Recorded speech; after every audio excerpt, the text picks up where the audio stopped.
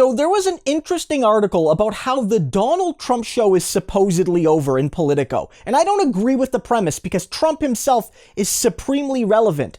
But there was an interesting part of that article where they talked about how we don't pay attention to things like Ivanka Trump's fashion lines and her businesses and her opinions. And that really struck me as something that I know is devastating Ivanka Trump, because she's trapped between two diametric positions right now.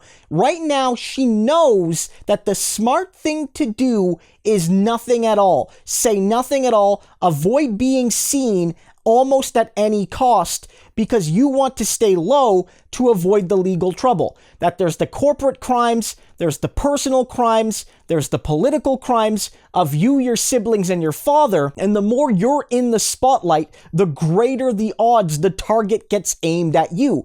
Being quiet doesn't guarantee safety, but it increases the likelihood, especially when compared to Donald and Don Jr. and Eric, who go on radio and TV and the internet and admit they do crimes seriously almost every week, certainly every month. They've all done it. And so she knows that's the right thing to do, but she loves the camera just as much as her daddy does. Before politics, she was way more famous than any of her siblings. Only Donald Trump was above her in the pecking order in terms of who was on TV, who got the paparazzi coverage, things like that. And now she's way at the bottom, if we're being honest. And she hates that. She absolutely hates that. And you can tell she hates that because there's all these recent appearances, more than there's been in the last few months, alone in the last couple weeks, where she's getting spotted out for walks or spotted near her home in Miami. And it feels very much like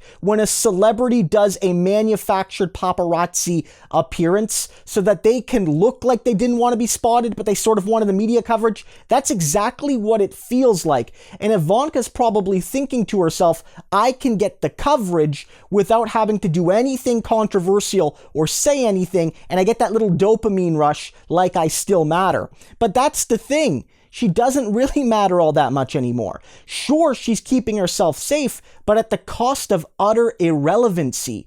And you know this destroys her inside, because her goal, if politics failed, was always to go back to her ritzy life in New York. Her goal, if Daddy lost in 2016, or if he ran the country for 4 years and lost in 2020, she would simply go back to the way things were. That she and Jared and her kids would move back to New York.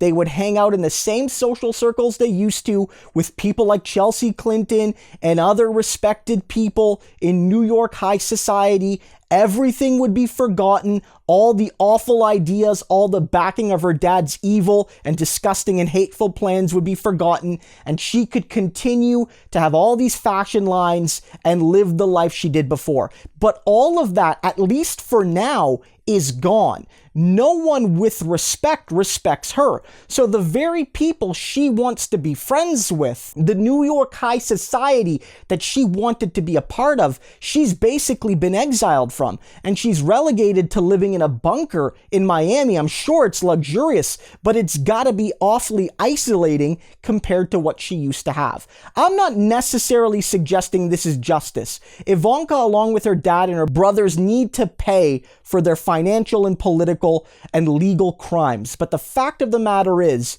she is not fulfilled right now, and that's some small measure of justice.